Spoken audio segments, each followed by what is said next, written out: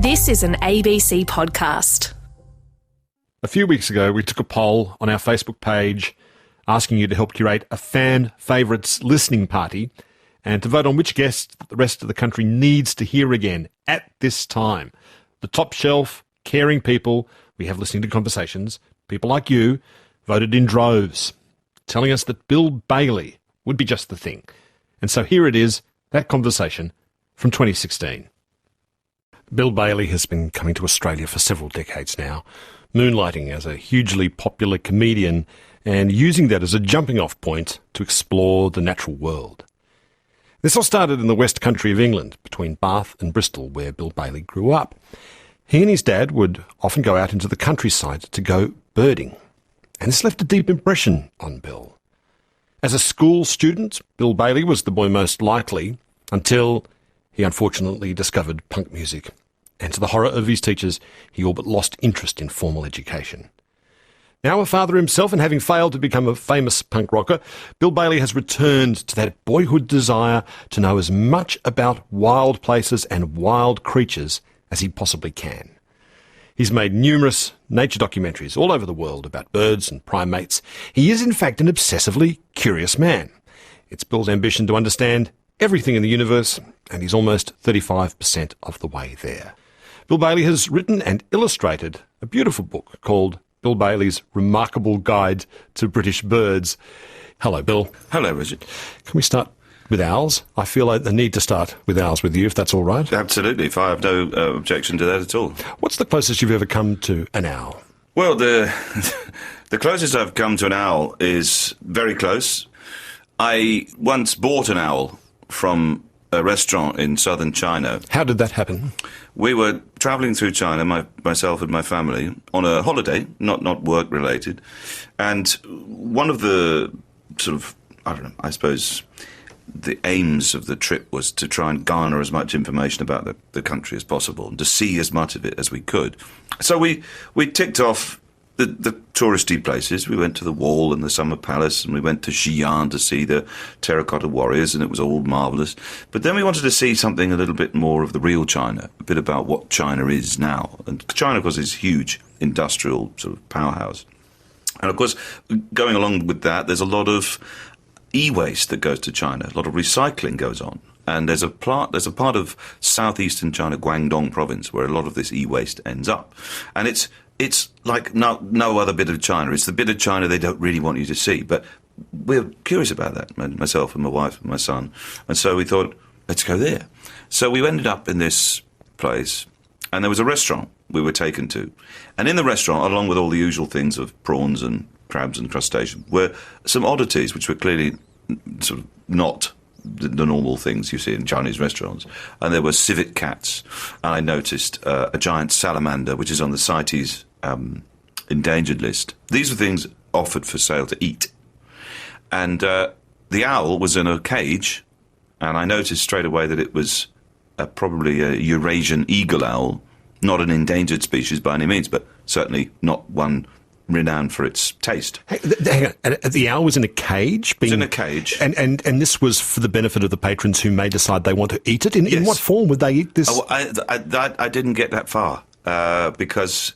so it's like fish in a tank, in other words. Yeah, exactly. Yeah. Basically, Yeah. I'll have that one. Oh, right. And, well, that owl looks tasty. Could be, yes, with a black bean, like a black bean sauce.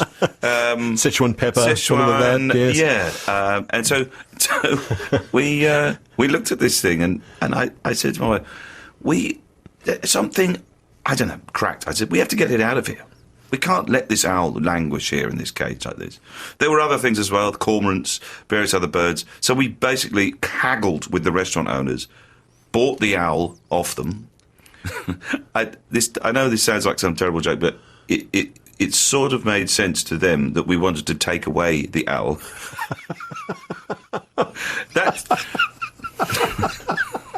This sort of... and you did. And we did. So they were like, there was a lot of talk and Cantonese, and then it was like, no, they wanted to take it. Oh, right, okay. So then of course, fine. So somebody went off and got some packaging tape, and there's three of them. They've got hold of this thing, and they are big creatures. I don't know if you've ever been near a Eurasian eagle owl. They're powerful. They are huge. It's one of the largest owls there is, and they have immensely powerful talons, and they could do you a bit of damage. The beak, not so much, but they are big, and this thing was angry. Oh, it was angry, which gave me a great deal of hope, because I thought it hasn't been there a long time. It's not been habituated. Its spirit hasn't been broken. Not been broken. So they grabbed this thing, wrapped it up in packing tape, and wrestled it into a cardboard box, and then put packaging tape around the cardboard box, and there you go. So I went back to work. What with this shuffling sort of noise? And it was rattling around in this box. And then I just thought, I don't know what the hell have we done? And we got in the taxi, got in the cab, right, let's go. And the taxi driver was looking at us, what the hell have you got in there? And we were like, that's it, it's an owl. Well, all right, just kind of shrugged. Okay. Crazy guayla. Guayla with the owl purchase. So, and then I thought, well, what the hell are we going to do with it? And I honestly didn't know what to do. And so I looked on. I thought briefly, as you do in these situations. I don't know when you've bought an owl in China, but no, I haven't. No, all right. No. Well, let me tell you what you think. Right, you start to think, have I been a bit gung ho here? If I just let the thing go, is it going to just? Am I committing it to a fate worse? Is it going to just not survive? Is it just going to, flap around helplessly and be devoured by predators? Or am I actually doing it? I don't know. I was in a dilemma. So what I did was, I thought about various options. I've got some friends that work in conservation, people that work in zoos and places around the world, just because of the contacts I have. And then I thought, no, do you know what? I've got a friend of mine, a guy I know, who, of course, people I know an owl expert who works at London Zoo. So I phoned him. And I left a message on his voicemail. I said, "Oh, hi, it's Bill. I'm in China. Bought an owl. Can you bring me back?" And he did. And he did. Yeah, he did. Yeah. Pretty promptly, I have to say. And he said, "Well, what sort of is it?" And I said, "Well, look, as far as I can, make out, it's a Eurasian eagle. It's probably big. It was big." And the females are a good head size taller than the males. So what would you mean, like 2 feet? No. I mean, it's huge. It's like, this size. 3 feet. Like 3, 4 feet? Oh, yeah, it's an enormous thing. So he said, well, look, he said, what condition's it in? I said, it looks pretty good. I said, it's angry. That's all I can tell you. It's not happy at all. And he goes, well, that's good. He said, is there any way you can give it a rat? And I said, well, not right now. A couple of minutes, though. Give me a couple of minutes. I'll get back to you. And so anyway, he said, well, look, he said, it'd probably be all right. He just, look, and then, you know what? I did actually pursue, there's other options, zoos I found. I just thought, you know what? I'm just going to I'm condemning this owl to months sitting in quarantine while people fill out forms and decide what to do with it. What will be its fate? And so in the end, we just thought, come on, let's just let it go. Just let it go. And so, that was another whole thing, way more difficult than I thought it was going to be. How did you release this into the wild? We communicated with this taxi driver. By now, he didn't know what the hell's going on. We told him, can you take us up into the woods, forest, when I was looking in my phrase book. There's nothing in your standard Chinese phrase book. Can you drive me to a forest where I can release my owl? Is there an area which is conducive to release an owl? Take me to the nearest owl releasing space. No, it's not in the getting to know you section. Hi, are you new in town? Do you know anywhere I could release an owl? And so, hi, you're a good dancer. Do you know anywhere? So anyway, so he took us up into sort of quite a remote village, and I thought, well, this is perfect. There's a bit of cover. There's lots of forest. We're away from people, and this thing. By now, I mean, I've sort of checked up on this, but the Eurasian eagle owl has an enormous range. And it's Asia and Europe, as the name would suggest. You find them in in forests in southern Europe, and you find them in the furthest eastern fastnesses of China. So this thing is pretty handy. It's top of the food chain. It's apex predator. It isn't a shrinking violet. It can look after itself. But the trouble was, it was taped up quite severely with this tape. So we had to get the tape off, because if it had flown off with the tape on, it would have died. And is that a dangerous moment when you're trying to chop off the packaging tape off an owl? Yes, it's tricky because, we want to get the tape off, but also, these talons are huge and they would do you some damage. And if it grabbed you and you just went, oh yeah, like that, and let go and it flew off, you would have condemned it to probably to starve. So there was three of us, me, the cab driver, who by now is thinking this is the weirdest day of his life. He's got it's dark, he's got the taxi lights on, shining on the owl.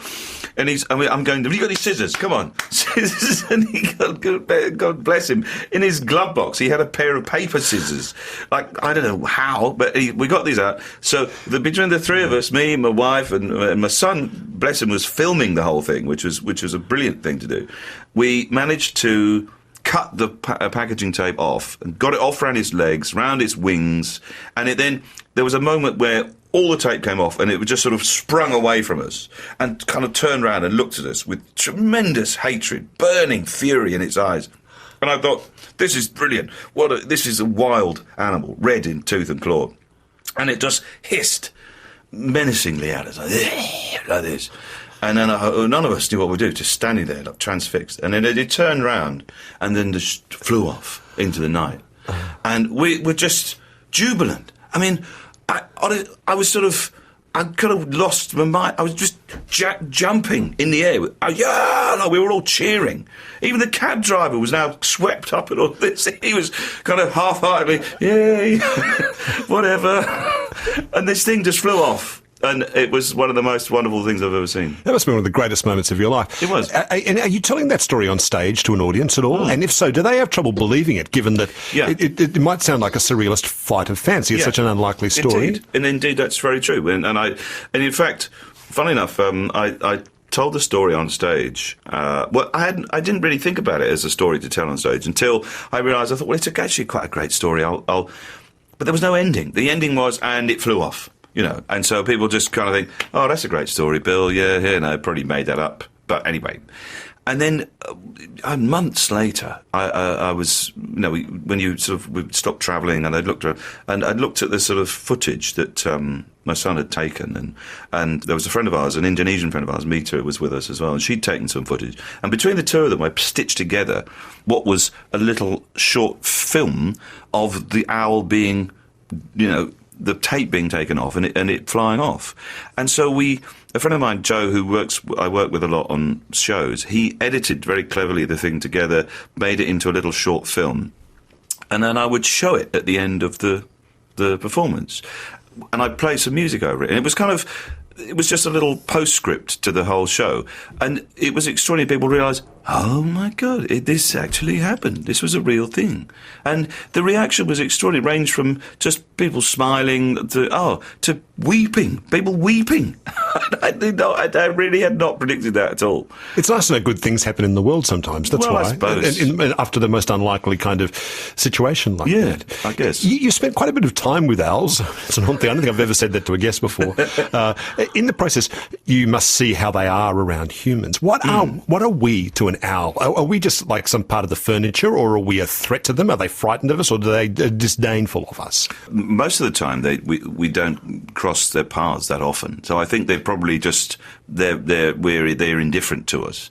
In Britain, certainly, owls have a rather unfortunate intersection with people, in as much as barn owls tend to get hit by cars at a terrible regularity, because their method of hunting is to sort of a low swoop over a field, which then suddenly there's a road there, and suddenly barn owls are getting taken out.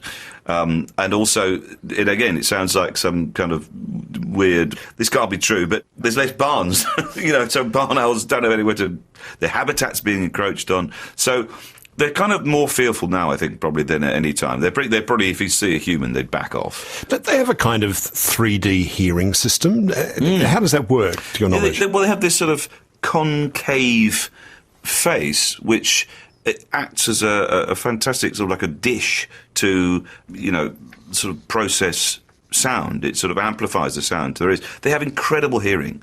They have this extraordinary facility. I mean, they can hunt by just they can hear the tiniest movements and of voles, which I feel sorry for voles because they've got no chance, They think they're fine. Yeah, you can't see me down here, but there's a barn owl can hear its heart beating from Oh my God, really? It's like that. It's extraordinary. They can pick up the tiniest movements, so they hunt by sound, and they are able to pinpoint exactly.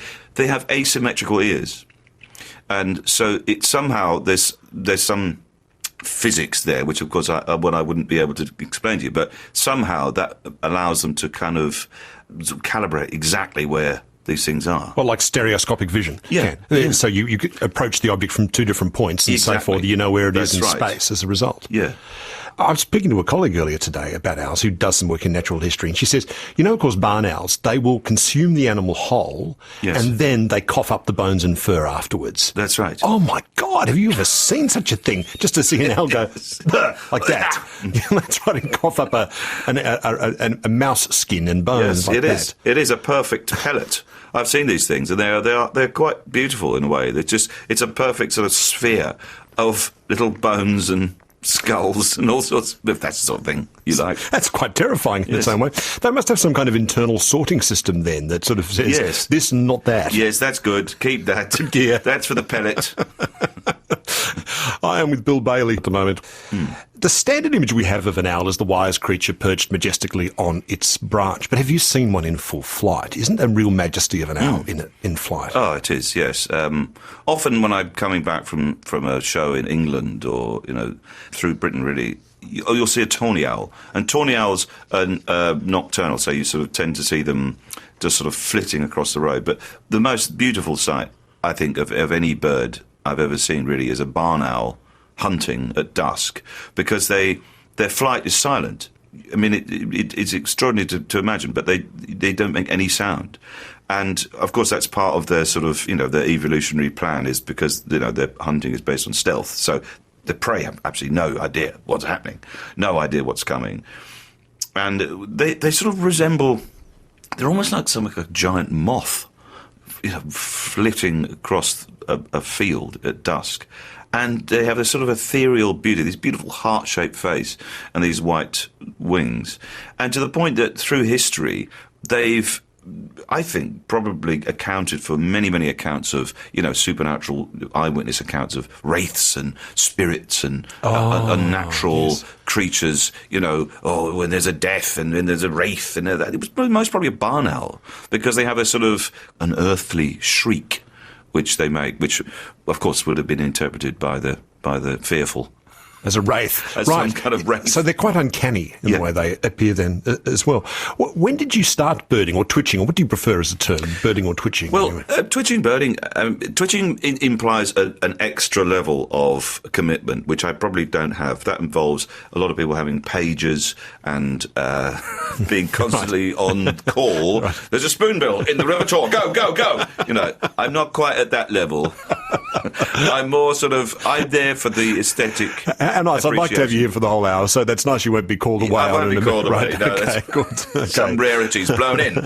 But when did this start for you, Bill? I think when I was a kid. How old would this have been? Probably, I suppose, the age of 7 or 8, really. I had an Observer Book of Birds, which was the kind of default bird reference book, this little tiny pocket book, and it was just a little hardback book that you could, write in, or the pages were quite thick, so you could sort of bend them down, write little notes in them. I think my dad gave it to me, and it was in sort of woven into like a family day out, where we lived in the west of England between Bath and Bristol, very close to the countryside, so it doesn't take long to get out into the countryside. We would go to, there's a bird sanctuary, there's wetland centres, there's even just the local reservoir where we would go, because it was covered in waterfowl and ducks. And me and my granddad would just sat there and watch all the time. He knew the names of all the birds as well, so we'd point them out And there was one particular one, the great crested grebe, which was like that was like the sort of star spot. And if you could get that, then that's lunch, you know. Right. So it was a kind of a ritual. And were you in it for the birds or for your dad's company? No, I think it was just more of a sort of a quite a companionable sort of thing to do. It was like it gave a kind of shape to the day. There was a purpose to our outing. You know, we would go and we would walk around the lake and we'd see how many birds we could see. Then we'd go and have lunch and then we'd come home. And it didn't just struck me as a kind of that we were bird watching. It was just part of the day. It's always sort of, you know, gives a kind of purpose to being in the outdoors. And I think that's really what I took from it into adult life, which was the fact that if you go looking for birds, you'll find yourself in a sometimes a beautiful part of the world, or you'll be outdoors, you know. So it's funny, you know, this is what a hunter has told me she found pleasurable about hunting. It wasn't so much the hunting, it was everything else that came on. The hunting distracts the conscious mind, yes, while the rest of the mind is absorbing the absolute deep pleasure and deep sensory immersion in nature. That's what it sounds similar to what you're describing. It's very much that. It's very much so, yes. And what was the first bird you remember watching very, very closely? I think probably just the garden birds. You know, growing up, as I mentioned in the book, we had an old cider press table in the garden, which was a stone tablet, a huge lump of stone on a big block, and it had a sort of channel which ran all the way around the outside. And when I was a kid, of course, I had no idea what this was, but it's only in later life I realised what it was. It was the base of a cider press, and apples would be piled onto this thing, and a huge press would be, you know, forced down onto it, and then the apple juice would go around the channel into some sort of receptacle. And it was used as a kind of bird table. So I used to go out there, and we'd see enormous numbers of birds. My mum would go out and then put scraps on it. So probably things like, you know, the most common, really, the robins, the chaffinches, the blue tits, blackbirds, you know, enormous quantities of pigeons, you know, all kinds of finches. You know, you get the sort of the winter, the field fairs. It was really, I got a sense then of the kind of seasonal change and the way that you'd see different birds at different times of the year. How chuffed are you to have a book of your own published about birds? And I know it's titled a remarkable book of birds, not a book of remarkable birds. No, that's right.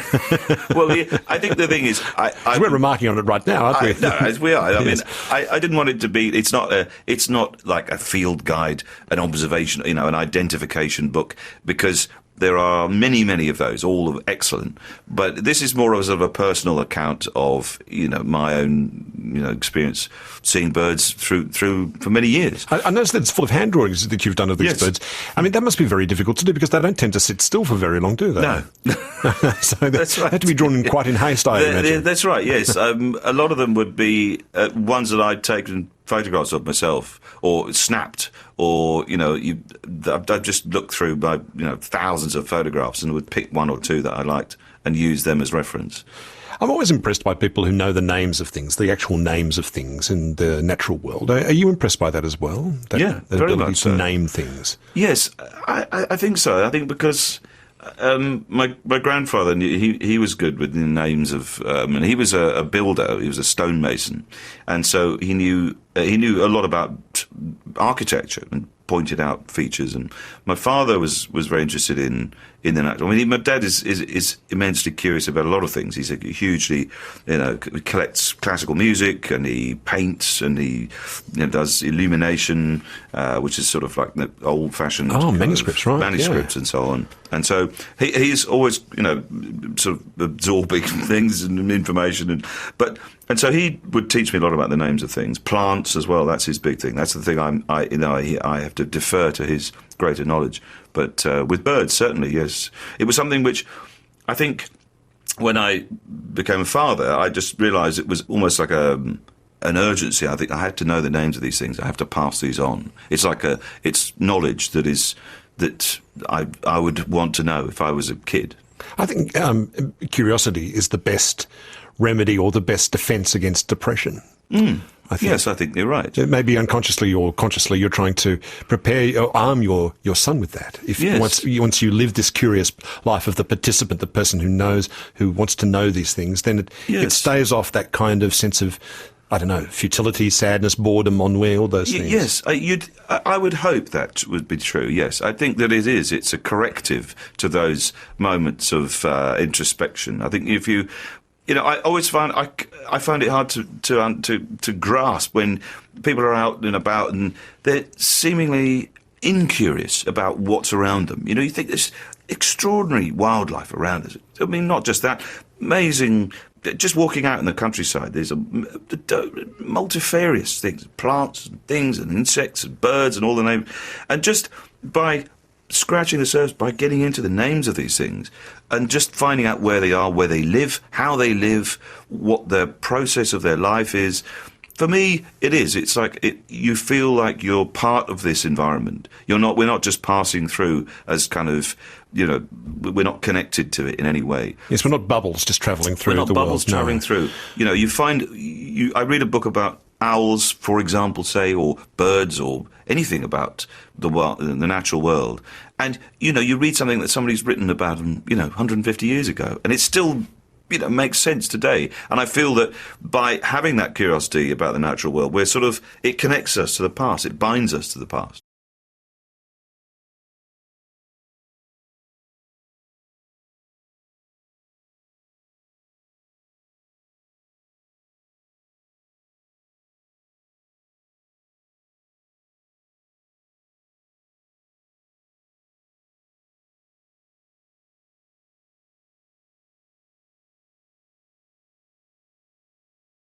You're trying to infect your son with your own sense of curiosity about the world. Did your dad do that to you as well, Bill?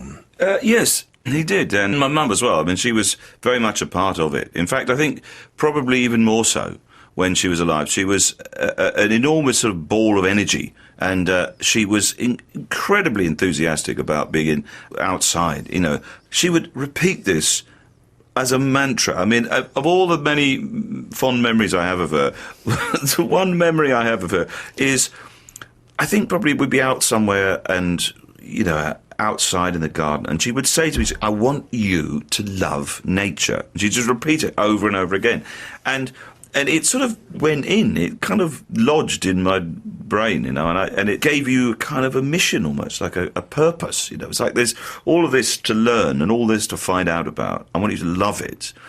Family outings were like these. These are sort of, communal meetings. We meet other members of the family. We go to bird sanctuaries, wetland centres. And it seemed like the natural thing to do, and I still get pleasure from it now. Whenever I've got a spare moment back home, I go to one of the RSPB reserves or something and potter around with the binoculars. And are you often on the lookout for people who you can learn from? Absolutely. Oh, one of the great perks of having some, whatever you want to call it, notoriety, or you're in the public eye, you come to the attention of people who are sympathetic.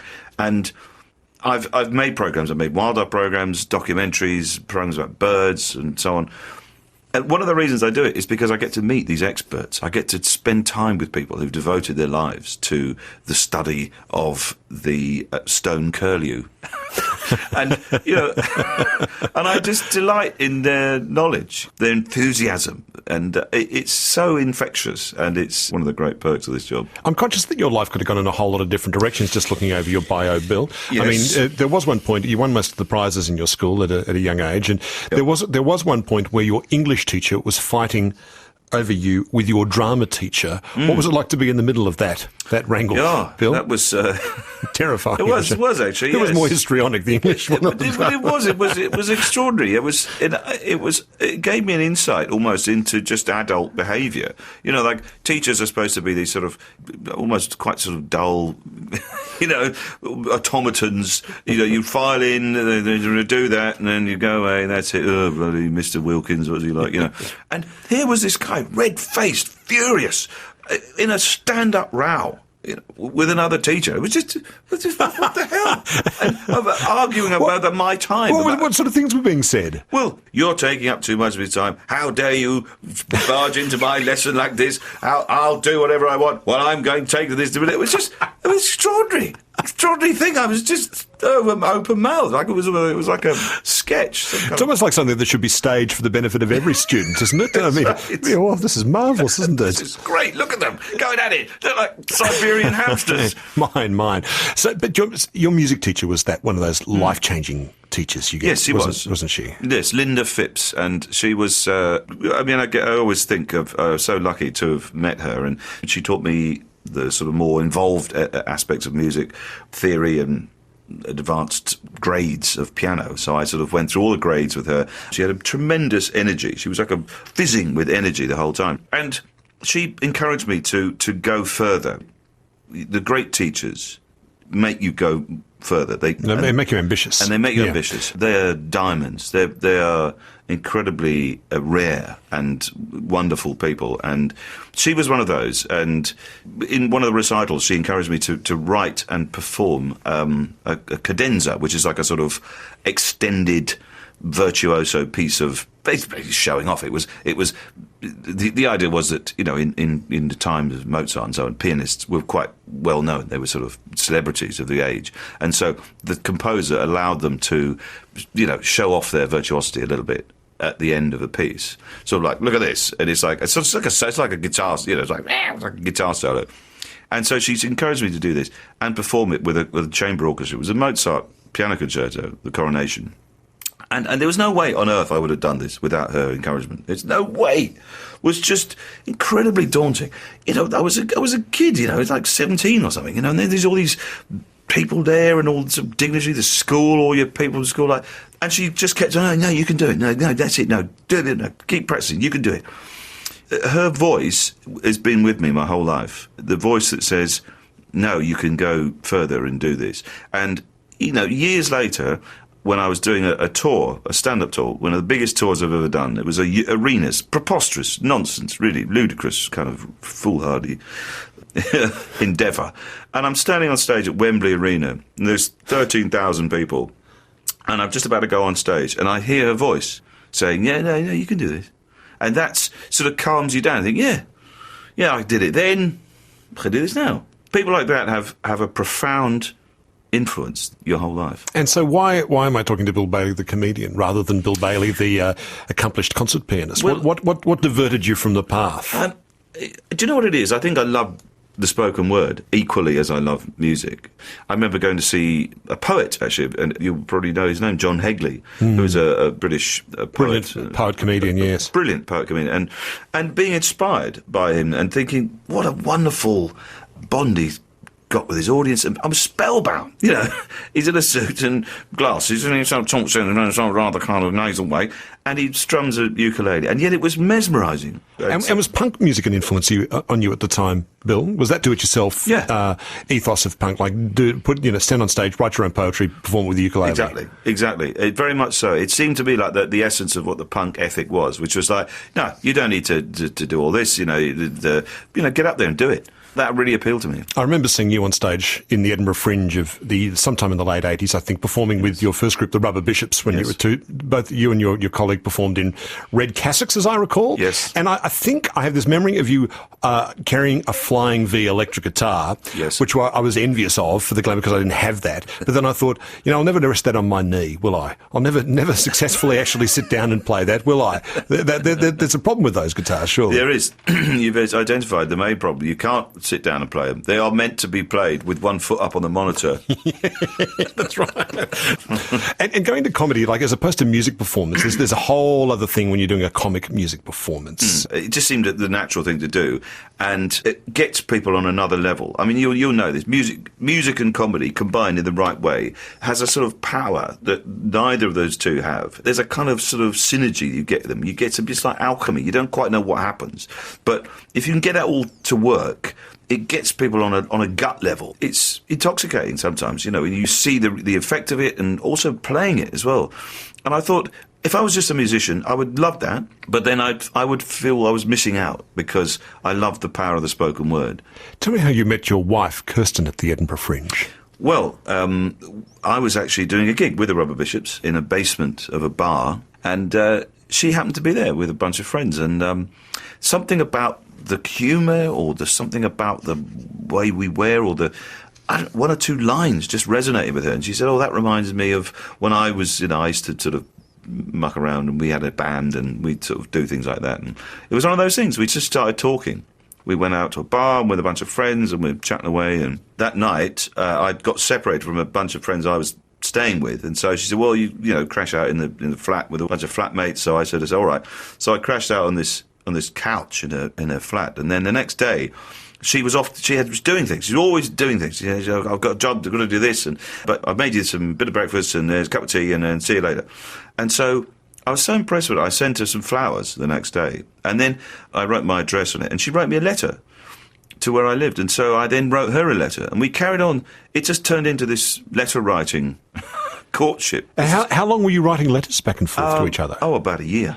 Oh, really? Yeah. Well, living in separate places? Yes, I was living in London on a houseboat, and she was living in Edinburgh, and we conducted this sort of long-distance relationship, I suppose. It seems quite quaint, really, when you think about it. It's very romantic. Quite romantic, and very really. old-fashioned. It is very old-fashioned. And were you trying to woo her with your letters? Yes, I think I was. And I think that because of that, we had a greater understanding by the time when we eventually did then become an item, as it were. We'd already knew a lot about each other through these letters. You got married in Indonesia, the two of you. How did that come about, Bill? Well, again, it was slightly sort of a bit of an accident, really. We were travelling through Asia. We were trying to go to Thailand, and on the day that we were trying to book the ticket, there was, we couldn't get a flight, so, we'll go to Indonesia. So we flew to Bali, and I've never been there before. And initially, I must admit, we weren't keen. There's too many people. It wasn't the kind of the holiday we were after. We were after some sort of get away from it all. Remote, unspoiled. Yes. That's yes. right. And then there was, we were getting, do you want to watch a kite? And do you want to get your hair braided? And we're like, yeah, no. And so just before we'd been out in Asia, we'd taken a rescue animal, a parrot, actually, a cockatoo, from the Moluccas, which is in the eastern part of Indonesia, the Moluccan Islands. So you've got a long record of rescuing animals then on the trot. Is it dangerous to travel to Asia with you? Yeah. You might end up with a Komodo dragon in your in your hand luggage. Your underpants, yes. Yeah, could you just take that through? Yeah. So I was fine. It'd be fine. I rung someone in London Zoo. Yeah, he's fine. He said he's fine. No, tickety-boo, right. Just give it a bit of a weak tea and a steak. And a steak. And it's putty in your hands. And so you'd rescued this parrot. We rescued this parrot, and Chris said, "The parrot's from the Moluccas. Why don't we go there?" And so we went, yeah, all right. So we flew to the regional capital of the Moluccas, Ambon. Then we got on a ferry and we went to this little island called Banda, which is in the middle of nowhere. A tiny archipelago in the Banda Sea. And it's just stunning. It's utterly just enchanting. It's like a little jewel. And there's a smoking volcano and old Dutch colonial architecture. And it's the old Spice Islands, isn't it? The original Spice Islands. So we just thought on a whim, let's get married. So there was a little church there, and we went to the vicar and we said, can we get married? And he said, he looked in his book and he said, how about Tuesday? And we went, yeah, sounds fine. So we just got it together. And you've been there many times. Have you picked up Indonesian? Do you speak any Indonesian now? A little, yes. Sedikit, as we say. And what animals have you managed to bring back to London with you from Indonesia over the years, Bill? A selection of dogs, actually. Seriously? Yes, yeah. Because we got rather fond of a dog that attached itself to us, and one of these feral street dogs. And so we thought, well, is that even possible to bring a feral street dog? It is to England. It is, and another one was being sold in the market for satay. So we thought again, we couldn't let that happen. So we bought him Banjar. That was. Then we thought, well, we can't just have one, so we better get him a mate. And then so we got two more. Really? How many? Five. We've got five of them. 5 dogs. 5 dogs. You've got 5 dogs from Indonesia. Street dogs. And what if they bring some kind of really rare virus back from the jungle with them that kills all of Britain's dogs? What happens then? It's like 28 So-called days. dog lover Bill Bailey. Yeah. Brings an apocalypse, a dogalypse to Britain. No, it was. We checked them out. And How are they doing? They're all right? they're all fine. Great. They're all fine. Mealtimes can Do be... you expect them to be grateful? Because dogs don't know how to really do that. They wouldn't know that he was about to be made a satay, would he? So, No, he wouldn't know that, no. But they're good, very good pets. They make fantastic house dogs. Are you drawing the line at 5, or could there be more? No, I've drawn... Well, listen, I drew the line at 2. Then you bought an owl. Yeah. I'm with Bill Bailey. Now, Indonesia is important because a few years back you did this show where you retraced the voyage to Indonesia of a great figure of the 19th century, a man named Alfred Russel Wallace. I didn't know anything about him until I knew you were going to be talking about him, so I looked into him and he's completely fascinating. Tell me what you know of Alfred Russel Wallace, please, Bill. Well, as you say, I was alerted to Wallace by my travels in Indonesia because on a birding trip to the eastern end of Indonesia, the eastern Moluccas, I had a book, a rather lovely reference book, the birds, and it was called The Birds of Wallacea. And then I was thinking, what's this Wallacea? And Wallacea is actually an enormous swathe of Indonesia from just east of Borneo all the way down to West Papua. So I thought, well who's this bloke that has got this enormous bit of Indonesia named after him, and why? And so that sort of piqued my interest. So then, of course, I read the most famous book that people may have encountered, which is the Malay Archipelago, which is his account of his travels throughout Indonesia. And this is in the mid-19th century? From 1854 to 1862, yeah. Right. And then I sort of started to dig around a bit more. And, of course, then you start to realise he, alongside Charles Darwin, independent of Charles Darwin, had come up with the theory of evolution by natural selection. Darwin came up with the theory privately and hadn't told anyone. He was too frightened to publish, wasn't he? Yes, he was too scared to publish, not really for reasons of religion. It was more that Darwin was a meticulous scientist and he wanted to be absolutely sure before he published. Wallace was an amateur. He was a beetle collector. He left school at 13. He wasn't educated, but he had this tremendous curiosity about the natural world, specifically about the species question. That was the big thing at that time, the species question. Why were there so many species? Why were they so many? And did they change? The Victorians thought that they didn't, that they were fixed by God. They used to call it transmutation. That was their kind of beautiful Victorian word for evolution. They just thought that God created things, then they went extinct, then he created more. And Wallace didn't buy that. And he and his friends, they went travelling in Brazil to try and collect specimens, to try and prove that there was change. And then all the specimens got lost in a fire. The ship sank, they nearly died. They came back to England with nothing. And if that was you or I think we'd just gone, we'll do something else, play at a bar or music. That's right, yeah. Wallace said no. He was determined to try and crack this question. And so he travelled around Indonesia, Borneo, Malaysia, Singapore, all these places. And through his just determined and meticulous cataloguing of every single insect, bird, creature, he was curious about everything. And can you see a path of natural selection through these species? Absolutely. Right. He was a collector, and he had to collect to finance his expeditions. Darwin was a very wealthy man. He had a sort of stipend of thousands of pounds. He never had to work at all. He was quite comfortable. He was a gentleman scientist. He was a gentleman scientist, so he didn't have to do it. Wallace had to. So he had to collect things. He would go out and shoot 10 parrots, and he'd look at them, and he'd see there were tiny changes between each one. Little sort of changes. That one's got a bit longer beak, the colouring's a little bit different there. Same with beetles, same with insects, butterflies, all these things. And he'd lay them all out and think, there is a change. Look, that's that one there, and there's a slow, gradual change. And so he realised that only the fittest survive. That was the phrase that he hit upon. And he thought, that's true of animals. That was the key to him writing this theory. Can you imagine how thunderstruck both he and Darwin would have been once they thought had suddenly, because it would have come to them in an instant, wouldn't it, that thought? And then it would be like, the ramifications of that thought. The ramifications, So why do we remember Darwin, and why don't we remember Wallace? Well, that's a very good question, because from 1858, when The Origin of Species was first 1859, sorry, when it was published, right the way through till 1913, when Wallace died, it was known as the Darwin-Wallace theory.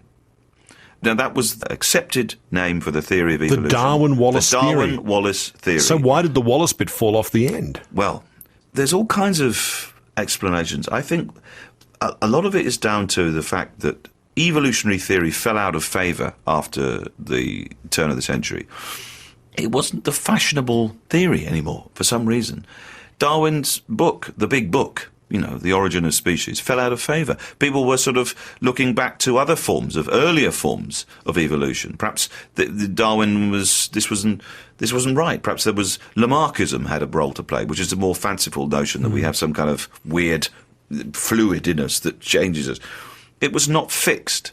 And so it fell out of favour. And then, of course, the wars happened. The First World War, and Hitler was actually a fan of Darwin. So that really put Darwin's stock way down, because it fed into his Aryan kind of belief of, Superman. Might makes right. Yes, yes. The strong species will the strong races will prevail over the weaker ones and more degenerate ones. That was his idea. Exactly. And so it wasn't really until the 30s when Darwin theory was married with Gregor Mendel's work on genetics, and then we have the modern theory of evolution, which we know now, and by which time Wallace's name had dropped off the ticket.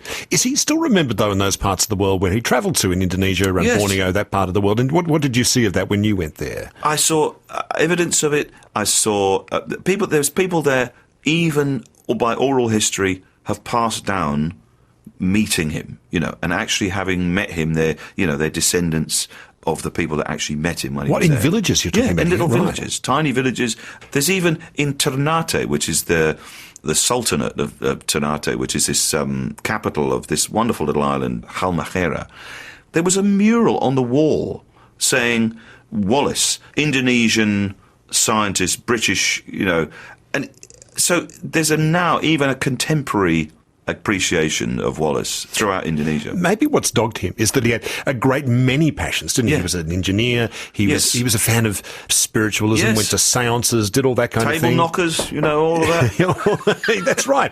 And, can you hear me, Mother? Yeah. And he was involved in politics as well and wrote about economics. Maybe it's because, unlike Darwin stuck to the one thing, didn't he? And he did a whole bunch of different things. Yes, that's right. Darwin was a sort of a steady, resolute accumulator of evidence. He knew that without that, your reputation would be in tatters. How much of Australia's natural world have you seen in your many visits here, Bill? Quite a bit, actually. A few years ago, memorably, I was taken out to Werribee Sewage Farm. It's a marvellous place there. Outside Melbourne. Firstly, got to tell you, Werribee is spectacular. It's extraordinary. It's like going on some safari in Africa. There's hundreds of species of birds there. It's stunning. And there's no one there, obviously, because it's... It's a sewage treatment works. It was a sewage farm. That's the thing. Oh. All of that now is done with some modern equipment. So there's just various ponds. That there's a slight, the odd, whiff. But if you're not so precious about that. I'm very lucky being up to Kakadu. I was up in Darwin performing, and we went out in Litchfield Park, and we had went up the lagoons of crocs and amazing amounts of birds. Dived the Barrier Reef a few times. I've seen the birds there out on the quays. There's extraordinary, huge flocks of seabirds. There's unyielding desert and bush. It's like, and there's lots of things that want to, just latch onto you. And yes, that's right. It's a bitey Eden, I call it. I was very lucky, but one of the first times I came to Australia, in fact, the 20 years ago, just by pure luck and chance and the good hospitality of folk, my wife and I, we drove out into the desert.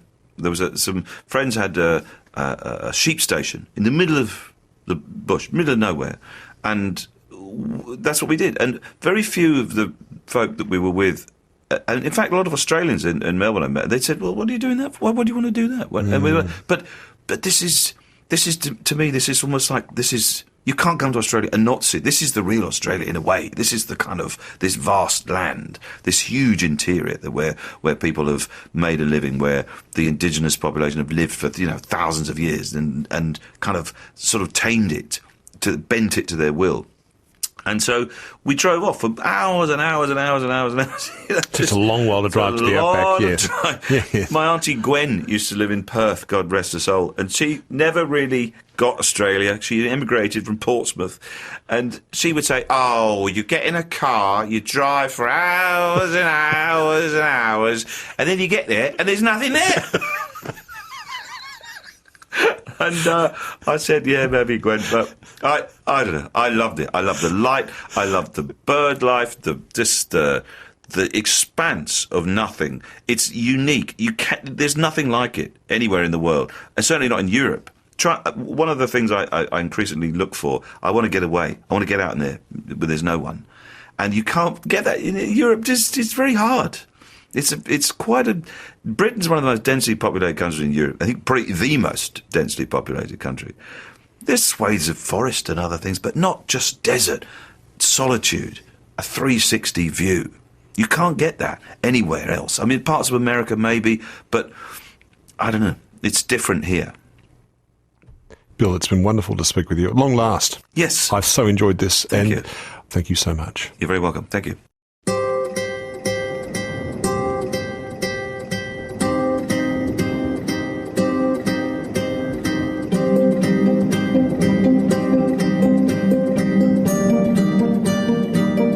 Podcast, broadcast, and online.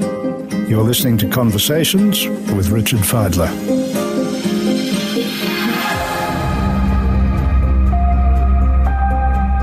Find out more about the Conversations podcast. Just head to abc.net.au/conversations.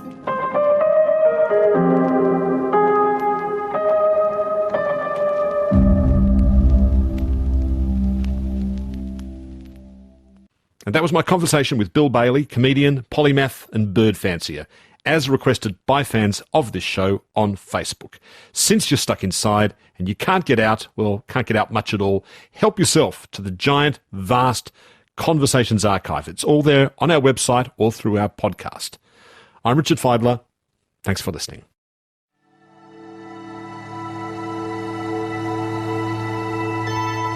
You've been listening to a podcast of Conversations with Richard Fidler. For more Conversations interviews, please go to the website abc.net.au/conversations.